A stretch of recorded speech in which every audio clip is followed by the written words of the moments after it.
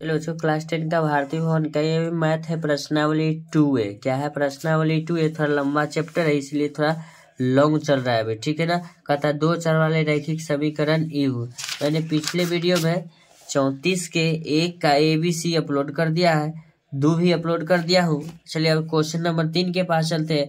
कहता है m के किस मान के लिए निम्नलिखित उपज समीकरण का कोई हल नहीं होगा। तो कोई हल नहीं होगा उसका तो शर्त होता है A/D बराबर B/E बराबर नोट C/F। अच्छा बात है, शर्त आप लोगों को याद ही होगा, मैंने लिखवा दिया था।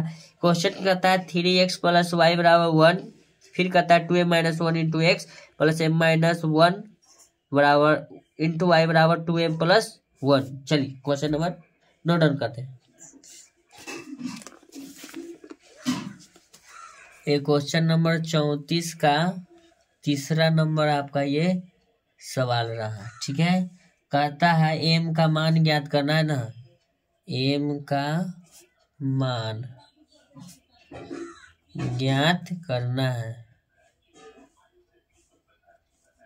m का मान ज्ञात करना है। क्वेश्चन कहता है 3x + y बराबर 1, एक समीकरण ये रहा।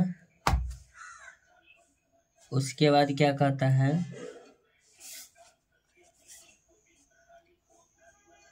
2m - 1 × x, क्या है × x प्लस m - 1 × y बराबर 2m + 1 हो गया। चलिए अब इसको हम क्या करते हैं, a बराबर मान लेते हैं 3, b बराबर 1 के साथ गुना है y 1 हो जाएगा, c बराबर 1 तो दे रखा है, ठीक है। अब लिखेंगे d, तो d बराबर किसके साथ गुना, x के साथ, तो जो गुना रहता है उसको हम लिख लेते हैं। तो ये कितना हो जाएगा, d बराबर 2m - 1,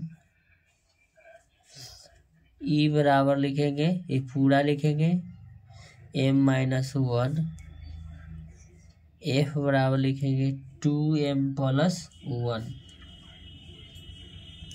इसमें कोई गुना वना नहीं है, डायरेक्ट आपका लिखाएगा, ठीक है। चलिए 2m + क्या हो जाएगा 1। अब क्वेश्चन में कहता है इस समीकरण का कोई हल नहीं है। तो कोई हल नहीं होने के लिए शर्त होता है A/D बराबर B/E बराबर नोट C/F। ये कोई हल नहीं होने के लिए ये शर्त है, इसका कोई हल है तो नहीं। तो A का मान हो जाएगा 3, D का मान आपका क्या है 2m प्लस या -1 है, बराबर ये b बराबर कितना है 1, बटा में लिखेंगे e बराबर m - क्या है 1 है, तो लिखेंगे m - 1 हो जाएगा। अब तिरछा तिरछा आपको गुना करना है, तो लिखेंगे 3 × m - 1, फिर लिखेंगे इसको अब गुना कर दिए हैं, अब इसको 2 के साथ इसमें गुना करेंगे, किसके साथ 1 के साथ, 1 × 2m -